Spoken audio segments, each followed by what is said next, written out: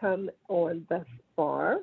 We're actually going to get started. Um, my name is Tanya Long. I am your Civic Association president. For those of you who don't know me, I see a few names I'm not real familiar with, but I have lived in this neighborhood for over 20 years. My family has a very rich history in this neighborhood, almost 75 years worth of history. So I am just so glad to see you all, and I'm happy to be here. Um, so we'll get started with a little icebreaker. My mother, God rest her soul, had shared with me what my name would have been had I been a boy. I would have been named Charles. I don't think I look like a Charles, although I would have loved the name Charlie. So, why don't you all go take turns telling me what your name would have been had you been born of the opposite sex. We'll start with Chris. Well, that's funny. I've never thought of that, but I can tell you. So I have a twin brother, and my parents have told me that before they came up with Chris and Matt, they were going to name us Rocco and Rico because there'd be like a rhyme to it or whatever. I don't know. Maybe instead of Christopher, it'd be Christina. I don't know. Now, would you have rather been Rocco or Rico? I'm not sure. I think they equally have the same feel to them, I guess. Yeah. Mm-hmm. And Chris, everyone else, would you just say your name and how long you've lived in Wyland Park, or if you're a guest tonight? Yeah, sure. I'm Chris Michiki. I'm the treasurer of the Civic Association. I've lived in Wyland Park since 2014. I've lived in Columbus since 1999. So I've lived in a couple different neighborhoods, but I've lived in Wyland Park for the most, and it feels like home, and I really enjoy this neighborhood quite a bit. I live on 4th between 8th and 9th Streets. Awesome. Thank you. Well, how about you, Harper Luke? Yes, my name is Harper Luke. I'm a guest tonight from Future Ready Columbus. So I don't live in Wyland Park. I live in the Eastmore area. And weirdly, actually, my name would have still been Harper if I was a boy. It's a family name. I don't think it's very gender neutral personally, but my parents did. So I think I would have been Harper James if I was a boy. Hank? I actually love your name. I think it's quite cool. Thank you, Tanya. You sound like a rock star. Thanks. Okay, Andre. Hi, everyone. My name is Andre. I'm also a guest tonight. I don't live in Wyland Park, but I live in Victorian Village, like Denison Place area. So neighbor, very much. I think my name is Andre, but people still say Andrea all the time. I'm not sure how they get that. And they just add an A at the end. So might as well just make it easier and be Andrea. Okay, great. All right, thank you so much. And I see a Nora. Yeah, I'm Nora Hesse, and I'm a guest here. I work for OSU Extension with Susan Colbert, and try to, think about a name for a boy. I think I don't know. I cannot come up with that, but maybe it's a custom for Latino families to name their child with a name of the father, which create a lot of confusion anyhow, because you start, so my father, his name was Ricardo, so maybe I would say Ricardo. And that's not my last name, that's my husband. So I am Figueroa, so will be Ricardo Figueroa. All right. Yeah. Absolutely. And would you have taken your mother's last name and then your father's last name as well? No, usually I'm from Argentina, and usually you take the last name of the father, and at least when at the time I was born, maybe now it's different. Maybe the women get married and they keep their last name, the single last name, when they were single. But yeah, a lot of things change since I'm not going to say my age, so a long time ago. Yeah. Thank you very much, Nora. Welcome to the Civic. It's nice to have you here. Hey, Susan, you want to go next? Sure, why not? My name is Susan Colbert. I'm your guest speaker tonight. I'm with OSU Extension. And I think if my parents would have named me a different name, it probably would have been George. Because like my father's name was George, his name was George. I got 3 or 4 cousins named George, so I said my name would have been George. Yeah. Okay. Thank you. Thank you for sharing. Tyler, hi. Is that Matt there with you? Yeah, I'm talking right now. Matt today, so hey again, Matt. Yes, Matt's over here. He's currently actually calling his mom to figure out his name. So I'll go first then. Hi, Tyler. Tyler and Matt here. We live on 9th Avenue between Summit and Hamlet. And my name, I asked this a long time ago, and I find it to be a fun piece of trivia. I would have been named Brianna if I was a girl. Ooh. Brianna. Yeah, Brianna. Yeah, not Rihanna. Correct. Yeah, Brianna. Yeah. So you can go. I just called my mom and she said probably Angela, Angela. All right. which I just think of The Office. But I've lived here since 2011, so loving it. Oh yeah, and I've been here since 2015. All right, great. Thanks, neighbors. Chris Master. Yeah, hi everyone. I'm a guest tonight. I'm with the Ohio chapter of the American Society of Landscape Architects. That's a really good icebreaker question. I have absolutely no idea, but I know that on my mom's side, there's a lot of their middle names are Ann, so it's like Roseanne, Luann, Diane, and Suzanne. So I would imagine that I would be some combination of that with an Ann in the middle. So I don't know what that would be. Roseanne, no. Tarzan, probably be that one. All right, great. Or you could have still been Christine or something. Yeah, that's possible. Thanks a lot. Welcome. Thank you. Adam.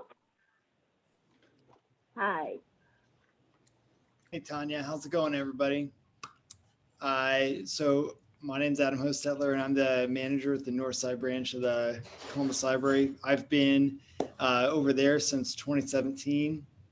So spending a lot of recent years near the Wineland Park community. And I know that my mom would have named me Heather Hostetler, which is way too many H's and way too many ERs in the 2 names. So I'm glad that I turned out a boy just for that. Adam's a great name, but I like Heather too, but yeah. Thanks for sharing. Appreciate it. Ashley and Matt. Hey guys, we are Ashley and Matt. We live on Hamlet Street and we've been in the neighborhood for 11 years, 11, 12, something like that. And we both have super basic 80s baby names. Matt and Ashley doesn't get to white 80s baby than that. So I don't know, if I was a boy, maybe it would be Matt or maybe Brad or Chad. Those seem like all pretty basic 80 babies name. Like the other Matt, I too have reached out to my mother during this call to get the answer to said question. She has not responded, but my younger sister's name is Rebecca. So I can only presume that maybe I would have been named Rebecca. That is entirely possible because my sister and I had a race to see who would have a girl first so we could name our child Tian, and my sister won and took it. So before my Elena. course, so entirely possible, Matt. So great. If you find out, let us know. Well, Hey, hey, Laura, welcome. So the question was, had you not been named Laura, a girl, what would you have been named if you were a boy?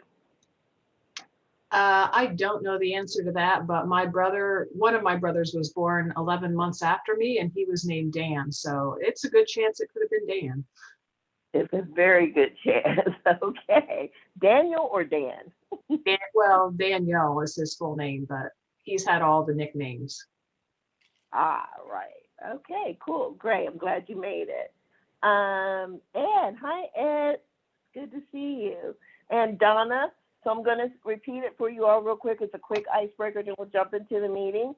It's, I have found out my name. If I had been a boy, it would have been Charles. So I'm asking everybody, what would your name have been were you born of the opposite sex? So Ed Chin, would you like to share?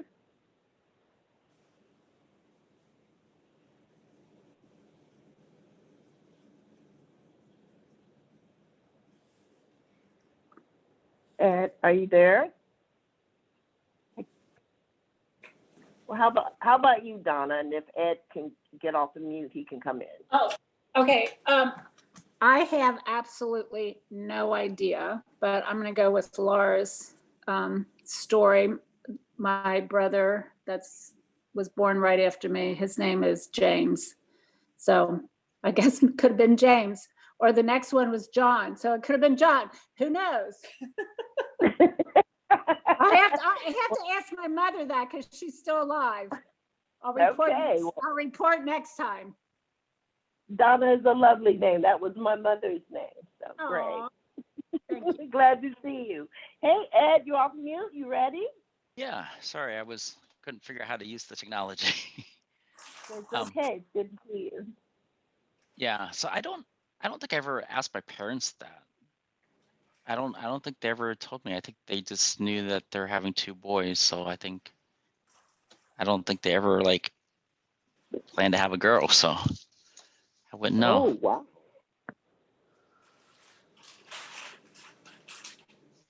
That's pretty cool. So you just gonna stick with Ed. That's your story and you're sticking to it, right? Yep, that's how. Okay, great. Well, thank you everyone for participating. I believe I have everyone.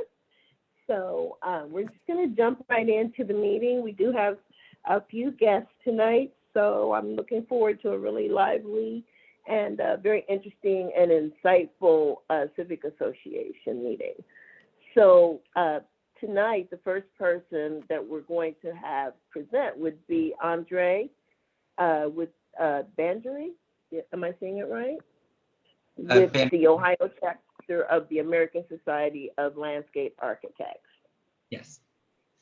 Hi, everyone. Again, my name is Andre. I am a graduate from The Ohio State University in 2018 in landscape architecture. And first, I think, a lot of people probably don't know what landscape architecture is because it's fair to assume I didn't really know what it was before I went to school. So it's pretty much, there's a lot of definitions, but it's pretty much summed into anything outside is what we design. That can be anything from parks to playgrounds, campuses, natural systems, and things like that. And so we have an Ohio chapter of a professional network of landscape architects, and Chris is the president. And our goal is really to, we're really pushing for education and outreach to the communities to see, also not only to teach people what landscape architecture is, but to show people how design affects the world around them and how you can play a role in the design of your community. And so we've also formed a diversity and inclusion committee, which I'm one of the chairs on. And in light of this past year, our main focus right now is to really being as inclusive as we can and reach as many people from different backgrounds as possible. And our main goal right now is to do community outreach and again, go into our communities here in Columbus, Ohio, which we are mainly located out of, but across the Ohio region as well, and really get to know our communities and advocate for design and justice and inclusion for everybody. So that's kind of our mission statement. And what I guess I kind of was hoping to get out of this was to just initially, introduce myself, say hi, and hopefully start, program or thinking about how we can best collaborate with Wineland Park and seeing, what your initiatives are with youth development and community outreach and education, and seeing how we can tie into that and maybe, collaborate, hopefully someday when we're able to all meet again, or even virtually, we can organize some events and interact with the community and do cool activities and just teach people about landscape architecture. That's awesome. I'm really glad to meet you, and I think that is a wonderful idea, actually, to put together something that we could all get around and gather around and learn more about landscape architecture. Chris, would you like to say something? Oh, I was just shaking my head in agreement, but if you wanted to, reach out to us with regard to youth development, Jennifer Cheeks, she's on our youth development committee, and we could maybe, have some discussions with her and see if we could collaborate in some way. Yeah, that'd be awesome. Thank you. Yeah, we could make that happen for sure. Okay. And the other Chris, did you want to add something as well? I think Andre really hit it nail on the head. Really, we're about connecting to our communities, both in practice and then also very interested in kind of changing the face of landscape architecture. It's very, it's a very white profession that doesn't have to be. And we think that the best way to do that is start, reaching out to different places. The path, just like Andre was saying, a lot of people don't know what landscape architecture is, and a lot of people that do find out what landscape architecture is, find out in a way that is like very haphazard. Like I was in a study hall and I happened to sit in on a class that was talking about it. That's the only reason why I know what this is. So we want to be a little bit more intentional about the education. So we want to thank you for the opportunity to make the introduction, and also Chris for giving us a contact to start those, at least the initial connections. Yeah, sure.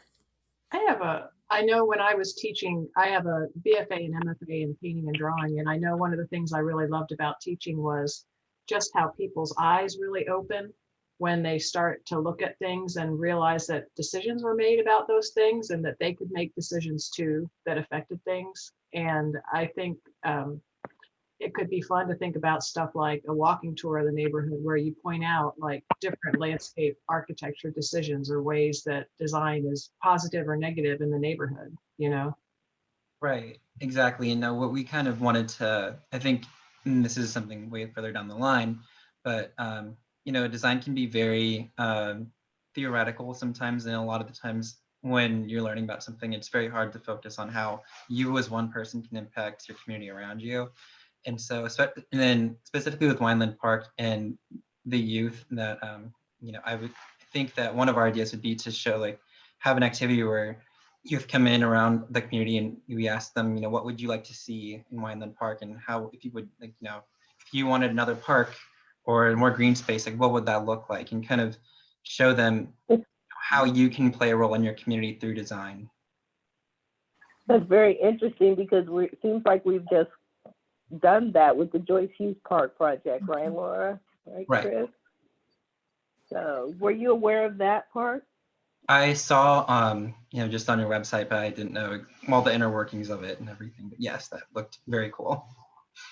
Yeah. So it's a labor of love, and we literally did have a committee, and we're working around what that park is going to look like for us all and how functional it would be, rules, but where the trees would be, where the branches would be, the benches would be, what will we incorporate it from the person it was named for, Joyce Hughes. So yeah, that's pretty awesome. So I could see this also being a cool collaboration with the elementary school, and could be a great way to introduce kiddos in the neighborhood to this, and like maybe have the practical benefit of being able to beautify the outside of the school a bit, or do other projects in the park or something that's right next to it. That would have to be a post-COVID thing. Obviously, the kids aren't even in school yet until Monday, and there aren't any volunteers or anything. But hopefully, eventually, we get over this, and I think that could be a really cool collaboration. Yeah, exactly. Yeah, I'm saying you guys do a project where you have the kids design their own little parks using 100%. whatever. Yeah. Wouldn't that be cute? Yeah, That's exactly. exactly what. Yeah, like in a box or something, and they're carrying around their little park design. I think that would be a great project for them. You guys might want to I reach would out help. to the Italian Village Society as well, the neighborhood just south of us. They're sort of in planning stages of making some enhancements to their Italian Village Park. Yes, thank you. I'll be sure to do that. Okay. Awesome. Well, do case- you guys have anything else? Or anybody have other questions? I'm sorry, Tyler. Oh, it's okay. That's okay. I was just going to say, in case you're interested in any other, I'll just throw another thing in the ring. For community advocacy, we have our housing committee on the first Tuesday Mhm. every month. And there are a number of projects that are always presented. And I think a lot of them sometimes lack a street presence with the landscape. And that's something that if you're interested, maybe you can advocate for. Like I always try to push the developers when I attend to just at least include more street trees. That's But- true. To have your feedback on the site plans would probably be helpful since you're professionals in that. Exactly. Right, exactly. Thank you. Mhm. Yeah, we just want to say thank you again for giving us the opportunity to just introduce ourselves and be able to, kind of share what our mission statement is and hopefully create a partnership in the future.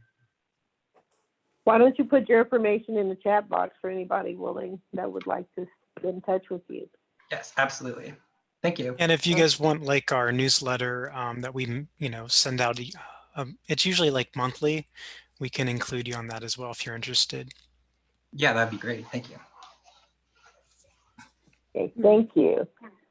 So next, I would like to introduce you guys to Harper Luke. She reached out to me.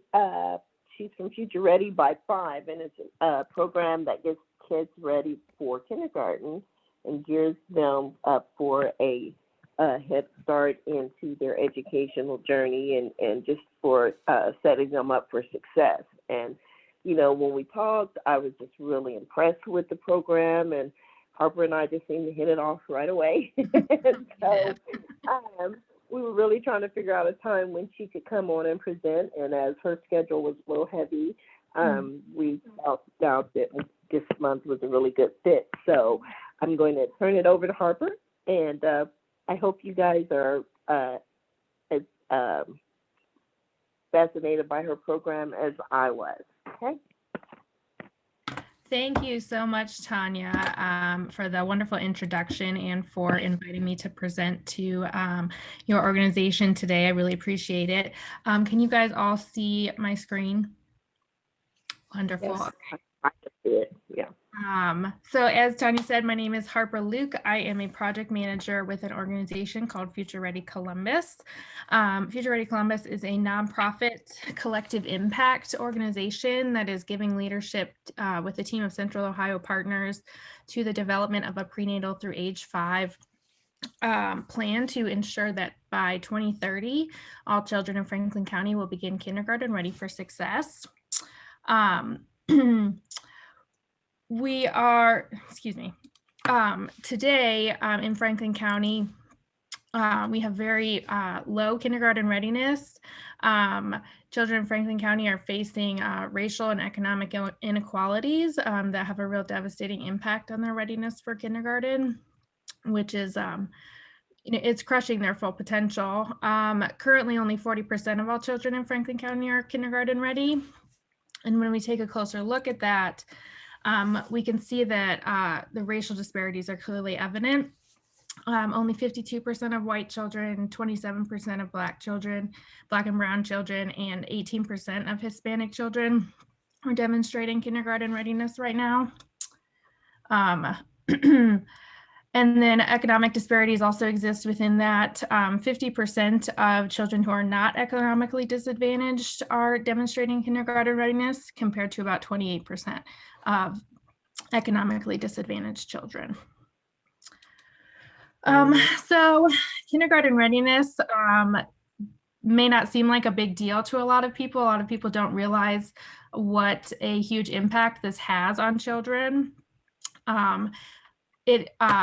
Really, the importance of it is seen in the fact that 90% of our brain develops in the first 5 years of life.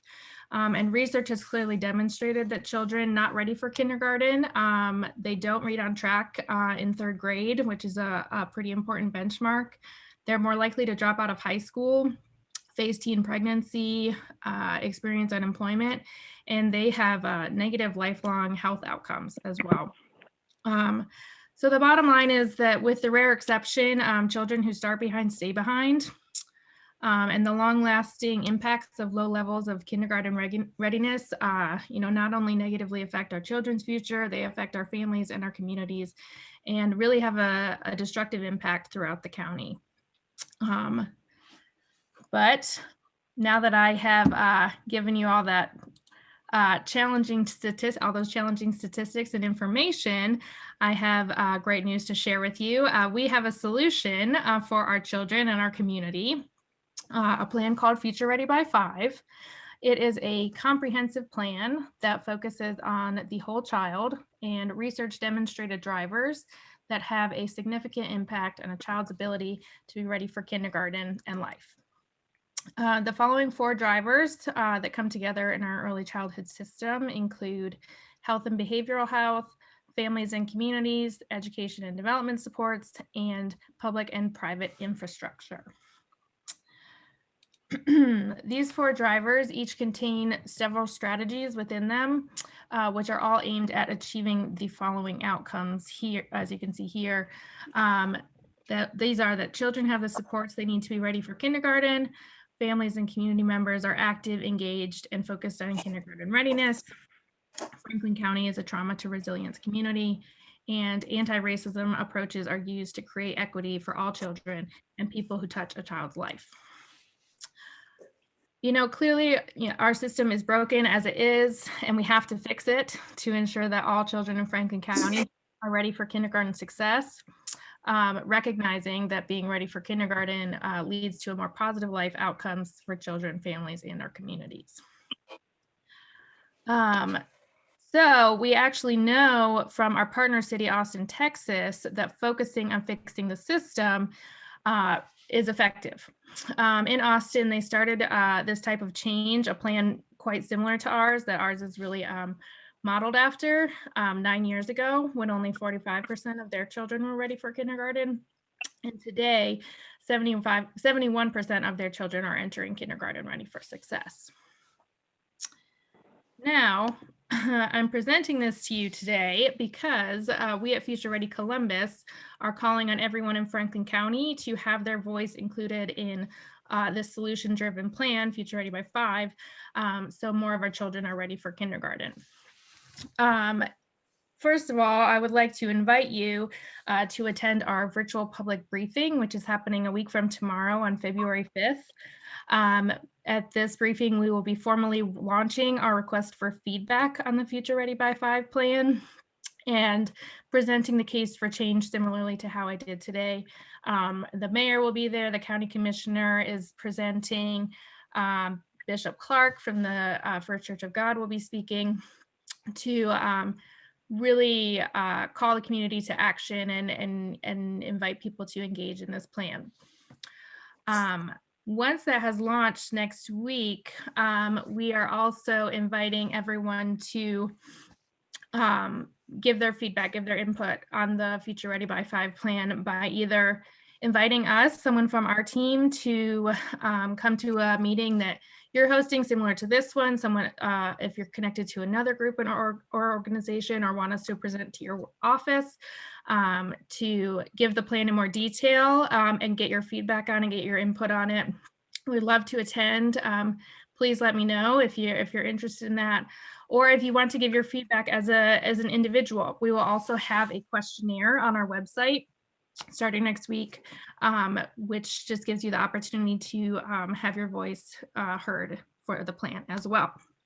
And of course, we would love it if you could share our website with anybody and everybody you know, your friends, your family and colleagues.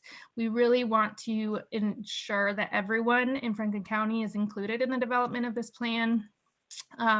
So if you feel comfortable with it, please share it with anyone you think would be interested.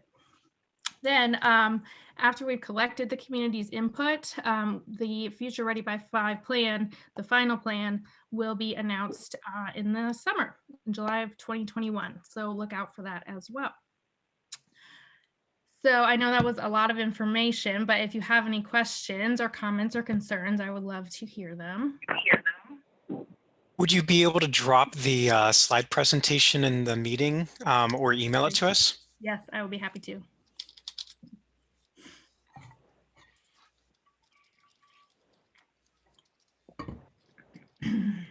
Would you mind sharing any of the things that maybe like the city of Austin did that helped increase their numbers so much? Yeah, that's a great question. I'll actually go back to this slide. Our plan is essentially modeled after theirs, so it's very similar. We have been working really closely with them, so we have actually been able to learn from how their plan was developed and improve on it. Essentially, you know, the directors of their programs were able to tell us, you know, this is what we missed, this is where we tripped, you know, this is where we lost a few steps. So we were able to take that step that plan that they developed that took them 9 years to get to 71% and improve upon it to bring it into 100% in 10 years, which is our goal. So they focused on these drivers in the same way that we did, ensuring that not only the whole child was served in this program through this plan, but also the whole family and the whole community, with the idea that no child is going to be ready to go to school at the start of the day if they're food insecure, if their housing is insecure, if they are dealing with mental or physical health issues in the house. So those ideas were what really drove Austin and our plan to development.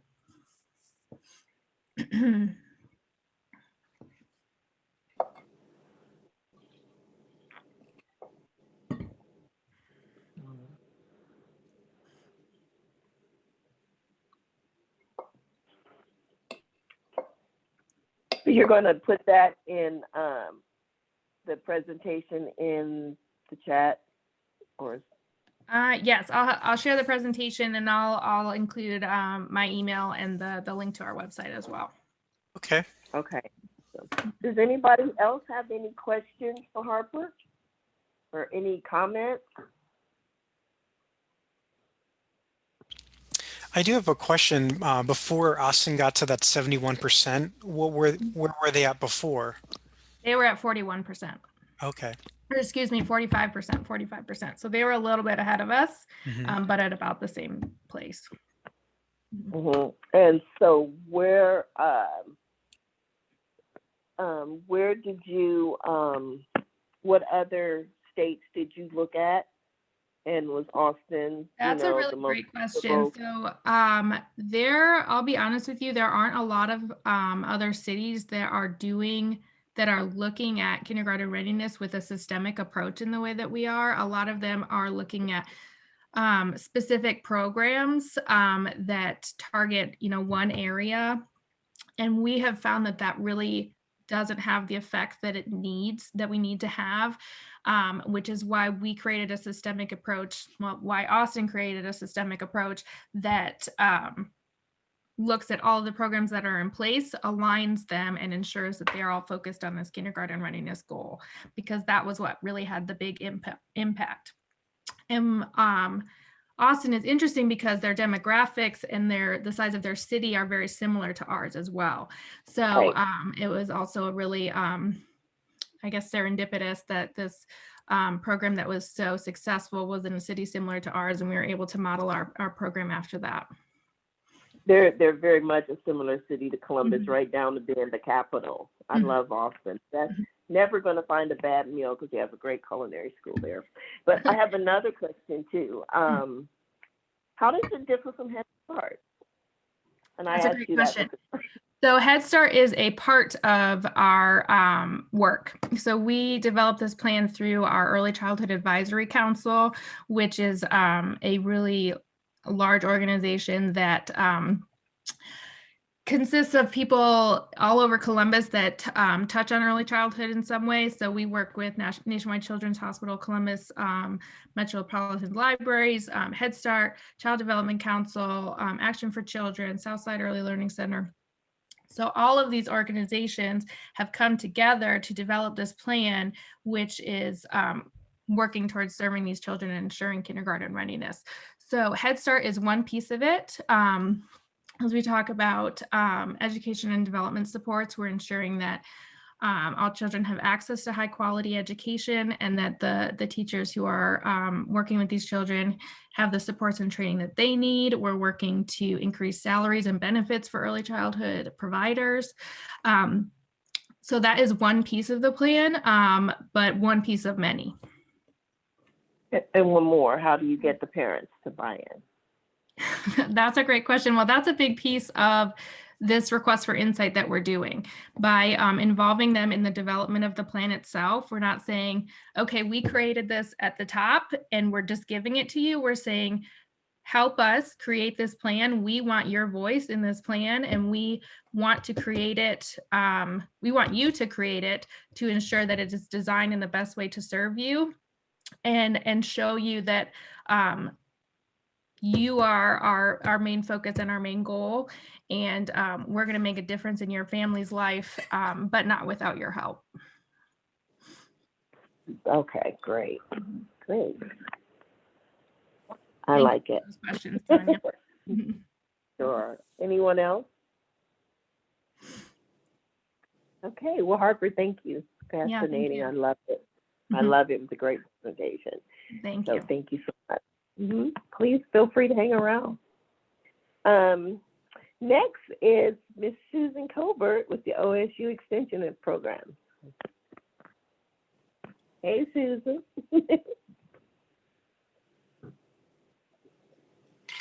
Good evening, everybody. For those of you that don't know me, I am Susan Colbert. I'm the Community Development Program Director with OSU Extension in Franklin County. For those of you that may not be familiar with Extension, as part of the university's land grant mission, the university has an obligation to give back to the community. So as a result, through Extension, they're able to provide bring resources to the community.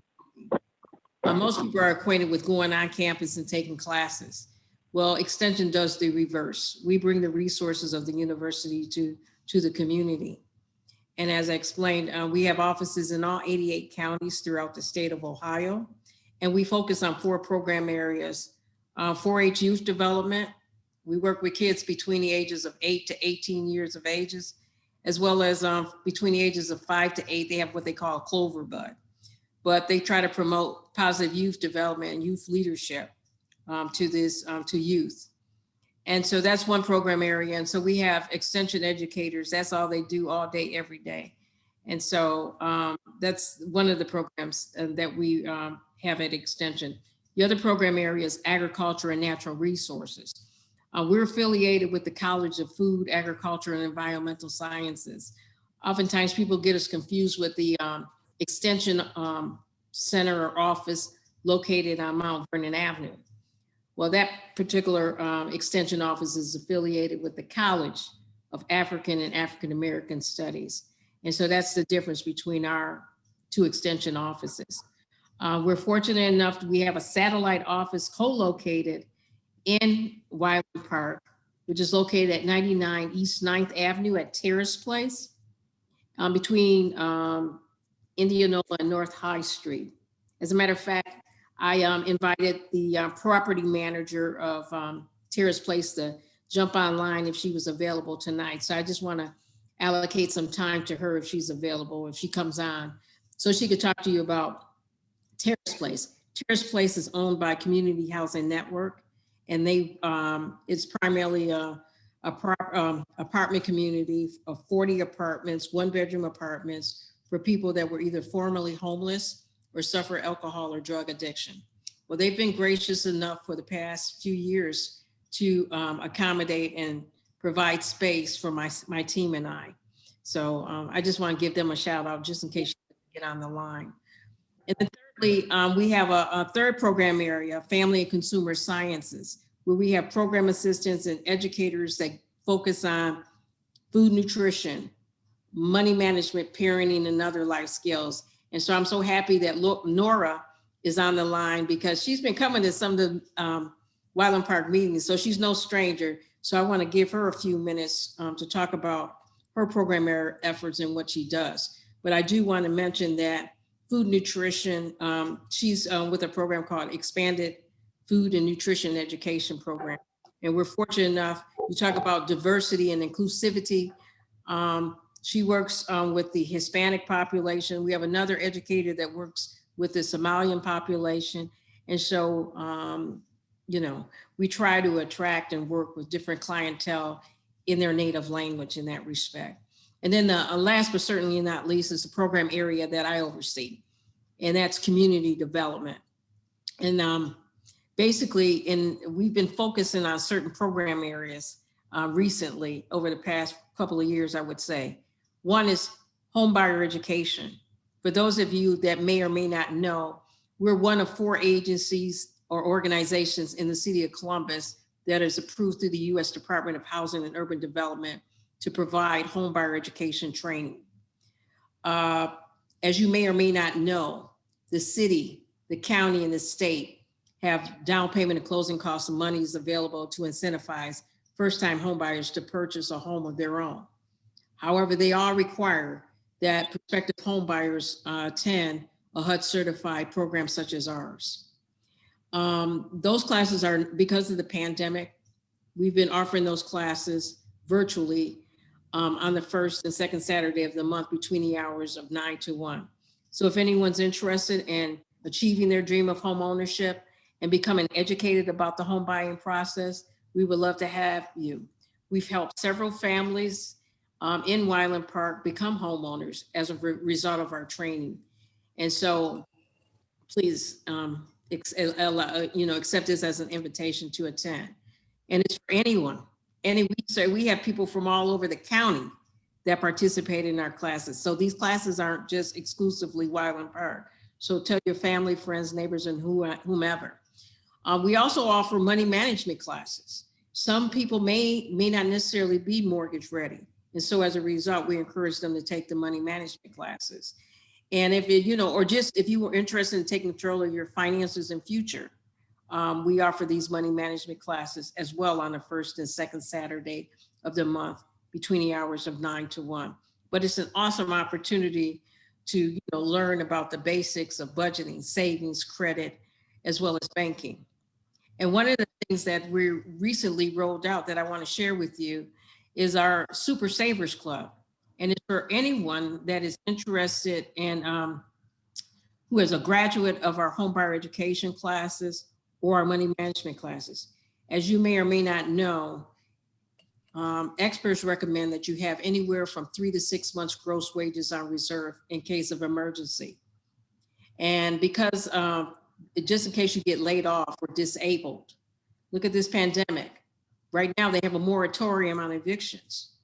And unfortunately, some families will be evicted because they fail to have an emergency savings fund. And so as a result of the Super Savers Club, it's an opportunity for families to save money and up to $600, and we'll match $600. But they have to open up a dedicated savings account or use the savings account that they currently have and not touch it for at least 90 days. And then we'll be able to match that, that savings. But they would be required to attend 8 hours of an additional self-paced online modules, money management modules that they would have to take in addition to the classes that they've already taken. And these modules are very good because, we try to cover as much as we can during this 8-hour series that we have. But in addition, with these modules, they focus on topics ranging from estate planning, debt management, insurance, and investments. So it's an awesome opportunity for families to continue their education in the area of financial literacy in that respect. Because one of the things we want to do is help you stop working for your money and let your money work for you, and start planning for your future. And instead of living from paycheck to paycheck, from hand to mouth, robbing Peter to pay Paul, this is an opportunity for you to start thinking more long-term in that respect. In addition to the money management classes, we offer 3 other classes, and then I'm gonna turn it over to Nora so she can talk about all the good work that they do in their program area. We have a student loan debt seminar that we offer. It's a 2-hour seminar. And so if you or anyone you know has taken out student loan debt, we have a seminar that will get where you can receive information, resources, and knowledge about what you can do to take control of that student loan debt. Unfortunately, some people cannot even get a mortgage loan to purchase a home because they're overwhelmed in student loan debt. And so we encourage you to, take advantage and check out that seminar. And then lastly, we have 2 other programs, renter's education, because not everybody wants to buy a house. We get that, but it's important that you understand what your rights and responsibilities are in that respect. And so that's available to you. And then lastly, our county director at Extension, she offers a seminar on basic investments with a focus on stock markets. And so that's an opportunity for you to participate in those, workshops as well. But I just wanted to thank the Civic Association for dedicating a few minutes to for us to share what Extension does, because in many cases, Extension has been like a diamond in the rough. A lot of people don't even know we exist. And so opportunities like this to educate folks about the resources of Extension and let you know that we are a partner. We're here for the long haul. And speaking of the long haul, this past November, I celebrated my 20th work anniversary in Wyland from my work in Wyland Park. And so we're dedicated and we're very committed. And I applaud the university for making that commitment to Wyland Park. And we just, it's been a great experience. And like I said, please consider us a resource. So on that note, I'll turn it over to Nora so she can elaborate a little bit about that they do. Thank you very much, Susan, for the opportunity, and also for the Civic Association to just let me mention our program, which is under the umbrella of Extension, OSU Extension. This is a federal program called Expanded Food and Nutrition Education Program. And the mission we have is to help empower the families with little ones at home, well, not so little, from up to 18 years old, to acquire knowledge, skills, and attitude towards a behavior change, which produce a nutritionally sound diets. Basically help them to fill up the plate in a very thoughtful, nutritional way. And that under the considerations that the people we are targeting are people with families with limited resources. We have eligibility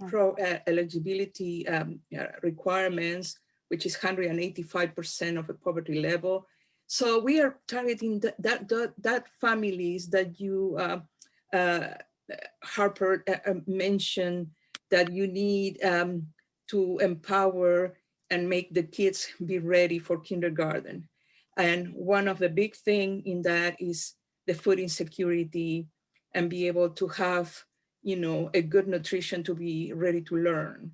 And that's what we do. We help them, choose a good diet with the money they have. Like we do a budget, food budget, and also physical activity. So those are the 3 components basically we have in the program. We serve, like Susan said, the Latino community. I do it in Spanish. We have some Somali program assistant that does it in her language, and English, of course. And what we do is really, because of the COVID right now, we go to civic community centers, schools even, because we have a youth component to on the nutrition education. But right now with COVID, we are doing it online. And these are a series of lessons of classes that we talk all array of from food safety, my plate, and how to get the best food dollar. And so this is a really very challenged times, but extension step up on that, and really it's been really surprisingly, we have a lot of people, because see, the transportation sometimes make a big problem to attend a class in a location. So so if you I'm going to put my information in the chat, but if you want, I can also send you the some more information so you can distribute with your whoever you thinks that can benefit from our program. If you have any, I'm sorry, I get trying to be not taking too much time, but if you have any question, please feel free to ask. Yeah. One other thing I wanted to mention before we open the floor up for questions, on the Wyland Park Civic Association website, there should be a copy of our most recent quarterly newsletter, as well as a copy of the flyer regarding the expanded food nutrition education program. Okay. So I put in the chat box a copy of our Franklin County website, so you can check out the other programs and services, and add your name to sign up for our newsletter, electronic newsletter as well. So on that note, I'll open it up to the floor. Oh, yeah.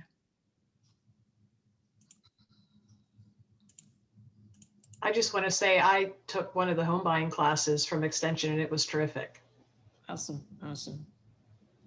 As a matter of fact, I want to, and I thank you for saying that, because we have, I'm quite fortunate to have a dedicated team. I know oftentimes you just see me, but I have a dedicated team of counselors and staff that work under me, that's co-located at the Terrace Place, that do a bang up job. So I have to give them kudos, because they make me look good and they make my job easy. So thank you. And I'll make sure to let them know that, we had a wonderful testimony here. I know I took the financial literacy class some time ago, and it was pretty awesome too. And congratulations on your anniversary, Susan. And now 20 years, boy. I'll look a day over 20. Dude, I must have just got born and came to Wyland Park and started working. I know. I know. You may live in another neighborhood, but you're Wyland Park, honey. So. Oh yeah, you know it. Yes, yes. And I want to thank Wyland Park, because you all make me feel, from the day I stepped into that neighborhood, y'all have always made me feel very welcome. And I really appreciate that. I will never forget that, So thank you. You're a community treasure. You're a community treasure for sure. So if there's no one who doesn't know who Susan Colbert is. But I did have a question. So is the financial literacy connected to the home buying course? Did you say you had to take both, or you could take one or the other? One or the other. Mm-hmm. Try to do is because not everybody's mortgage ready, and because they're not mortgage ready, they have an opportunity to go to the money management classes to clean up their credit, save their money, and get themselves together and then come back to the class and get their certificate, because the certificate is only good for 12 months. So how does it help you clean up your credit? Is that just enables you to have the tools to do it yourself? Oh, no, we have the capacity to pull your credit report, or you could pull your credit report, and our counselors will sit down with you and advise you and guide you and tell you what all you need to do to get your ducks in order to become mortgage ready. Okay, yeah, 'cause Right. I know Susan has shared with me many times about the wonderful opportunities there is for home buyership. So I have passed it along to the people that live in the community. So I hope they've taken advantage of it. And just when, self-sufficiency is a wonderful thing. And Nora, the helping to get the children and the families ready in terms of food, nutrition, and getting what they need so they can be a success in school. That's such a valuable resource. It's much needed. And I thank you so much for that as well. Thank you. But one thing I do want to mention, you talk about how extension, and it just brings tears to my heart. I've been in Wyland Park for 20 years. There's a young lady in Wyland Park that is a prime example of how we not only the extension and the community, the churches, the collaborative have come together and not only transform the bricks and mortar in the neighborhood, but just to give you a prime example, there's a young lady right now, and her name is Amber Broadus, and I'm sure she won't have a problem with me mentioning her name. But this young lady is a prime example of how, as a collaborative, we have transformed not only the community, but people. This young lady used to live in CPO housing. She has transitioned from welfare to the workforce. She is now in middle management at the YMCA, supervising other staff, and she is now in the process of buying a home. She's having a house built right now by Habitat for Humanity. A single mom of 4 children. Wow. So That's amazing. Be done. Yeah, and her children, the B babies, they went to Schonbaum, they went to Wyland Park Elementary School. So I'm telling you, what you all are talking about, the kindergarten readiness, this is just a prime example of what can be done to transform the lives of families when you bring the resources to bear on these families. And so Amber Broadus is one of the people that has gone. She has taken everything extension that we've offered. And I'm so very proud to say she has now moved up and out of poverty and doing quite well. She called me just the other day and said she just got a promotion. So and as a matter of fact, she's featured on today.com. They featured her because of Moms to Be and the impact that they have on her children. Her son is getting ready, her daughter's getting ready to go to college. I mean, it's just a success story all the way around. But I want to Extension is proud to be a part of a collaboration of partners, church, community, civic, collegiate partners who got together and has worked over the past 20 years to make a difference. So I thank you all. And like I said, I apologize for belaboring the point and exceeding my time, but that's what I get for putting me on the agenda. So anyway. That is okay. I always love a good success story because we're all here working together as a community, and we will wrap around a family. The results those are the exact results that we're looking for. Because like I said, self-sufficiency is the thing that we're all trying to achieve with the families that we work with. So I'd love to hear a good success story, and she should be highlighted in a story somewhere. So thank you for doing that. No problem. So, if anyone else have any questions before we move forward?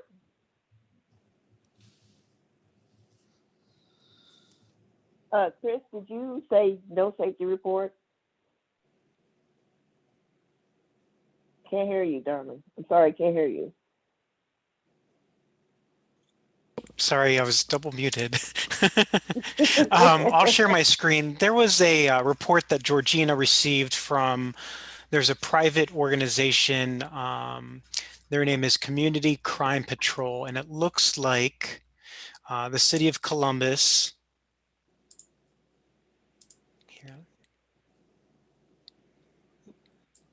Here we go. Move it right here.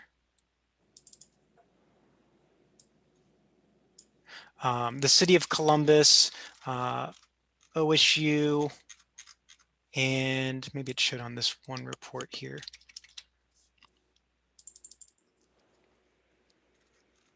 It's a collaboration of the city of Columbus, Ohio State, and the East Main Street Special Improvement District. So Georgina passed a December report, which is their detailed activity report. And it just goes through some incidents, but it looks like most of these are in the campus area. So patrollers were monitoring a suspicious male on 13th and Pearl. There was another incident around 11th and Pearl. This is also campus, 13th and Pearl. So it looks like a lot of these events are not exactly within our neighborhood, just at the edge of campus. They have some street light out locations, some crosswalk maintenance issues, traffic control box maintenance issues, water leaks, damaged street signs. So there wasn't really much for our neighborhood, mostly all within campus. Well, that's a good thing. January report, it just sort of detailed, like, I think this is also in the campus area as well. That's on the south side, Deshler. Oh, Deshler, okay. Then they just had some statistics about January 2020 versus January 2019, showing less assists, less information, less, or actually 2 code enforcements against 0 from the year prior, 5 environmental calls against 11 from the year prior. And then it goes into like Hilltop and other neighborhoods. So there really wasn't much specific to Wineland Park, although, you know, it might be helpful for us to get Officer Smith to maybe make some comment on, you know, some of the recent activity that we've seen with some of the gunfire and some of the events of, I think there was like a burglary on Hamlet D, like within the last few weeks. So maybe we could have him come for an update. Yeah, he was supposed to have I think a newsletter or something like that he was going to disseminate to us. So I have not seen it, so I can reach out to him and see what he's got going on, and look forward to be posted on the City Association website. And hopefully I can get him or someone here for a State of the Community update, because we had agreed to do that back in the summer, and unfortunately they have not held up. So yeah, we really need to keep them accountable for that. We asked them if they could come and do like a 5-minute report on the State of the Community each month. So I think it would also be helpful for them to make comment on like that new civilian review board and, you know, their next steps of, you know, how do you hold the police accountable, and what are the remediation steps where we can get the community to sort of trust the police force. You know, we have to coexist, and, you know, if they're here with us, we want to make sure that the residents here feel safe. And if they're ever, you know, endangered, that if they call them, they can feel like that they're going to help them, not feel like that it's a hindrance. You know, we've seen some of our residents with, you know, persons of color where they don't feel comfortable calling the police because they feel like it's only going to, you know, cause an opportunity for someone to be wrongly jailed, possibly, you know, shot and killed. You know, we have to do better. I mean, this is 2021, and you know, we have to all coexist and respect one another, and become less divisive, and hopefully with this new administration, you know, we'll see you know, steps to you know, get us back on course. Absolutely. Thank you so much, Chris. And hopefully I can get that information from Officer Smith to you all fairly soon. So look for it on the website, please. All right. How about Matt, Housing Committee? Hello, we are meeting on Tuesday on Zoom at 6, and we have 2 agenda items. The first is a redevelopment proposal for 50 East 7th, I think, which is 2, well, it's actually 2 buildings. Next to the church there, 2 apartment buildings that the company wants to demolish and put another building there. And then the second item would be an update from Hope, from the, what's it called, Land Trust, who are building new homes in Wineland Park on the former site of the duplexes that were demolished, that Campus Partners owned. So those are our 2 updates, unless anybody here has things they want me to add to the agenda for that. Susan? Yes, I have a question. I'm sorry, did I hear you correctly? The apartment complex next door to 7th Avenue Baptist Church, they're talking about demolishing? Yeah, so- yep. That's I know that there's a lot of Hispanic families that currently live there. What will become of those families, and where would they be housed and located? Yeah, that'll be a question to bring up with the housing committee on Tuesday. And what's, Who is they? They Who would are be they? the owners of the site that want to redevelop it. It is Peerless Development Group. Wow. I can, I'll write that question down, Susan. I'll ask them that myself on Tuesday. right? Are And then they gonna be at will Peerless? Will they be at the committee meeting? Oh yeah, they're presenting their proposal. I guess I'm not sure like exactly who will be there, but like their representative, somebody is going to be there talking about it. Yeah. If you guys look at the discussion forum, there was some chatter on there with one of the sketches of their building. It didn't, I mean, it was just a very rough sketch of like what the scale it would look like. Yes, from the University Area Commission was posting about it because their zoning committee is going to look at the same thing next week. And he said it was intended to be student housing. So I imagine it is not going to be really aimed at the folks who are living there now. Yeah. Did they say who the architects were? Don't know if it says. And how about the church? What kind of impact is this development gonna have on the church? And is the church aware that all this is going on? Because I'm sure the church will probably want to send some of its members to this meeting. Yeah, that's a good point. It's actually a pretty massive building. It's like a 7-story building. So Oh my. Well, Did they invite did you guys invite Pastor Roby to the meeting? I can do that. I'll do that now. Send him an invitation. yeah, I It's- definitely would. it's these 2 buildings right here Mm-hmm. that they're looking to demolish. Mm, And then Pastor Roby's church is right here. right. And then this is a smaller image, but you can see sort of like here's Pastor Roby's church. I'm sorry, right, this little building right here. So you can see how big Uncommon is here, the little church, and then just how big this building here is. Did any of you guys watch the, there was an 80s film, Batteries Not Included? Maybe not. There was like a small building in New York City that they wouldn't sell out to the developer. And so there were 2 massive buildings like to the left and to the right. And so if you look at like Pastor Roby's church, it almost looks sort of like that, like the Like that, yeah. scaling between these 2 buildings are pretty massive. Wow. I'm I emailing. wonder if they reached out to them to try to buy the church. I don't know. Yeah, that's why the church definitely needs to be at the table. Yeah. They probably don't even know. Poor Pastor Ruby's been sick and stuff, so they definitely need. Yes. Yeah. and kept He it. has been. That could be the nail in the coffin for that church. Yeah, they definitely. Yeah. he has-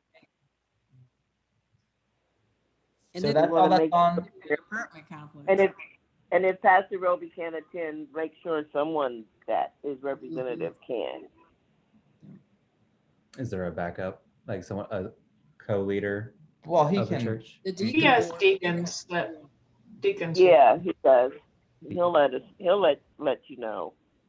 All right. Great. So those are the two items we are going to discuss on Tuesday. If anyone here has another suggestion for an item, let me know.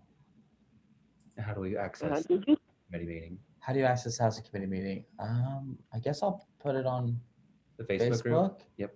Matt, do you have access to creating an event on our page? If not, let me know and I can make you an admin. Yeah, I do. I'll do that. I think you're an admin. Yeah. I think he's an editor, Oh. so I can expand your rights if need be. Oh.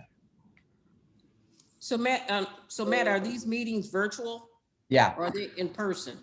No. It'll be a Zoom meeting just like this one where you can dial in or hop on the Zoom link.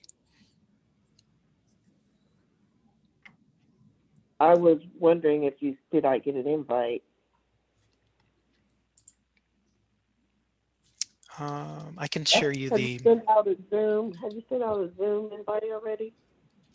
I'm not really good at it yet. I'm still transitioning. Laura was handling it. So I think I actually need to send the formal email announcement with the Zoom. Oh, okay.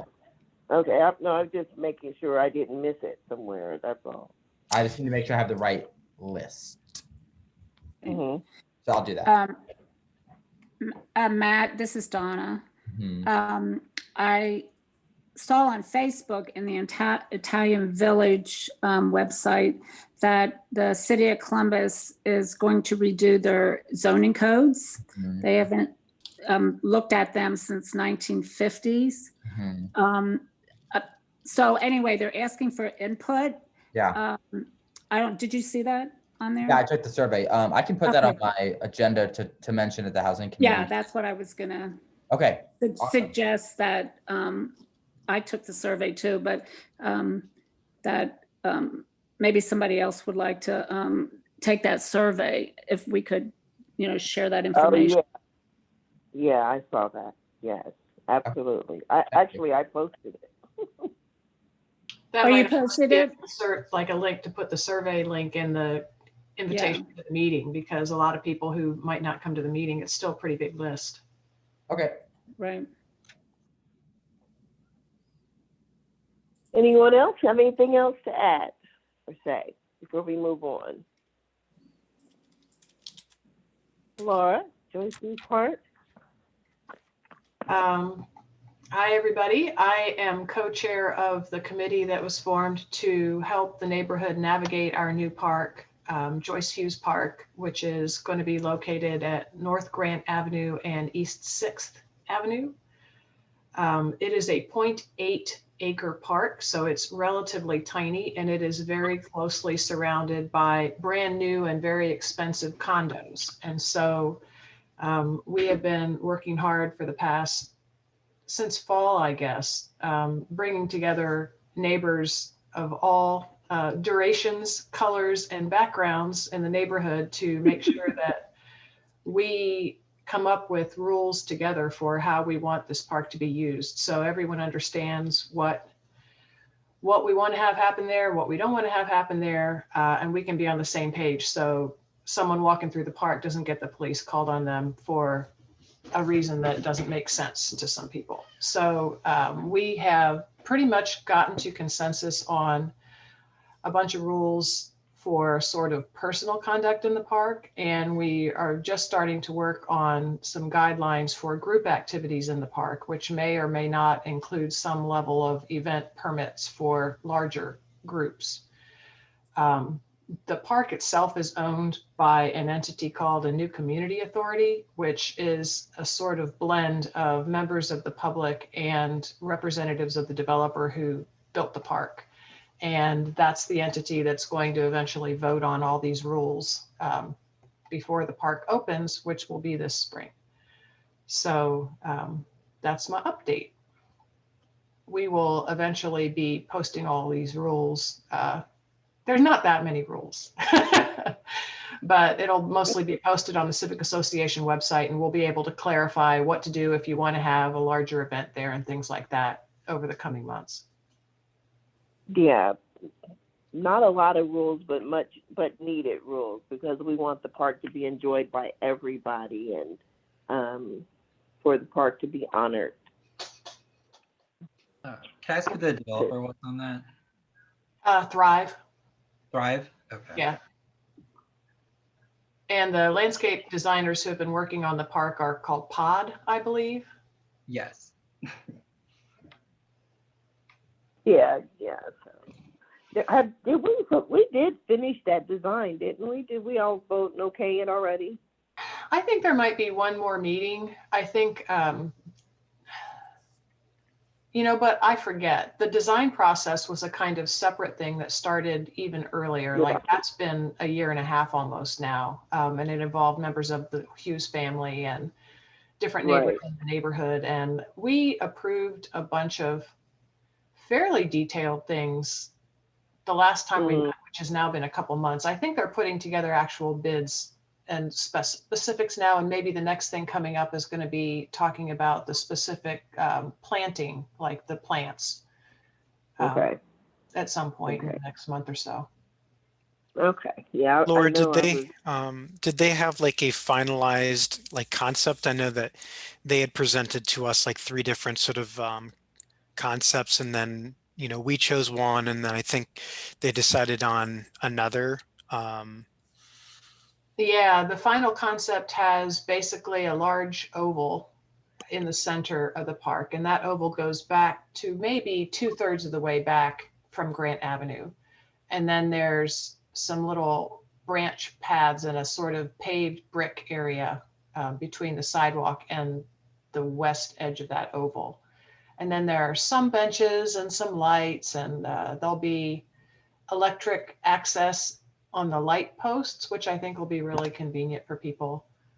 Some different plantings and things like that. But yeah, it's a simplified version of some of the options that we looked at early on, and it does not include anything that is explicitly play equipment in it. But it was a challenge coming to an agreement between the people who were living right next to it and were very concerned about noise and people using the park, and the people from the rest of the neighborhood who want to use the park. So it's been interesting.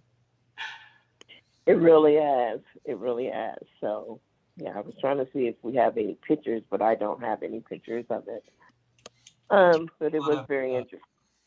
Sorry.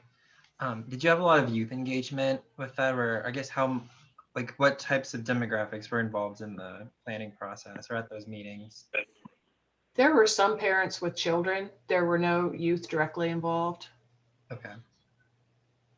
No, not for the purposes you're thinking of, Andre, but the committee just included some of the people from the Civic and a lot of the residents from Grant Park area, as well as the members of the Hughes family. Gotcha. Okay. Okay. Well, thank you so much, Laura. And does anyone have any questions for Laura or any comments for anything else? Because we have made it to almost 8 o'clock, and everyone presented, and I think it was a lovely Civic with a lot of information. So you may be kind of a little bit on information overload, but it was really a good meeting, and I appreciate all of our guests, Harper, Chris, Andre, Nora. Thank you, for attending and being here. It was just really awesome to have you all. And then once again, congratulations for 20 years with Susan. And if anybody has anything they want to add or bring up really quick or comment. We really stuck to the agenda, and unfortunately we can't blame Susan for sabotaging it in any way. So, I mean, we really kept to it down to the minute. Yes, we did. very happy about that because I really want to be respectful of people's times, especially after being on Zoom all day. I know I was on Zoom most of the afternoon, so I know you're eager to get with your family. So thank you all for coming. We really appreciate you and see you soon. It's good to Thank see you, you. Tanya. Good seeing everyone. Bye. Bye. Bye-bye.